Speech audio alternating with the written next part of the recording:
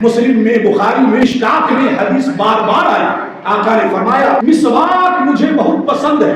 کہا حضور کتنا پسند ہے؟ کہا اگر میری امت پہ مسواک کا کرنا بوجھ نہ ہوتا تو میں اس کے لیے مسواک کرنا لازم اور فرض قرار دے. لیکن امت پہ بوجھ بن جائے.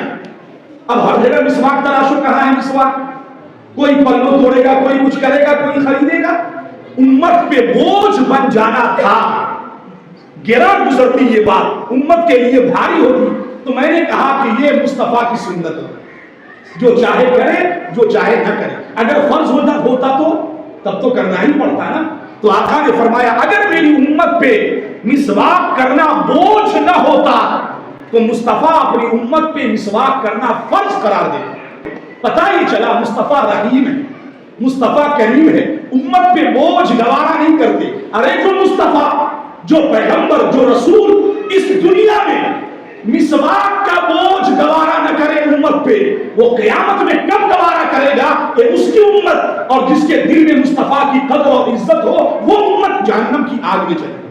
یہ مصطفیٰ کب گوارا کریں گے؟ اسی لیے میں نے بزور تاکید کہا تھا کہ مصطفیٰ کی عزت اور قدر جس دل میں ہے، ان کی نسبتوں کی قدر ہے، تکریم ہے، تعظیم ہے.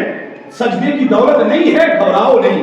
روزے کا سرمایہ نہیں ہے، گھبراؤ نہیں. اگر مصطفیٰ رؤوف الرحیم کا مقام و مرتبہ اور ان کی قدر و منزلت دل میں ہے تو جو مصطفیٰ اس امت پر دنیا میں مسواک کا بوجھ گوارا نہیں کرتے وہ کل قیامت کے دن تمہیں جلنے نہیں دیں گے. اللہ کے حضور سر پٹکیں گے، اے اللہ میری امت کو بخش دے، اے اللہ میری امت کو معاف کر دے. مصطفیٰ نے فرمایا یہاں تک کہ جس کے دل میں میری قدر ہو، توحید کی دولت ہو، رسالت کی دولت ہو، اگرچہ اعمال نہ ہو، میں اپنی شفاعت کی بدولت اسے جہنم سے نکال کر جنت میں داخل کروں.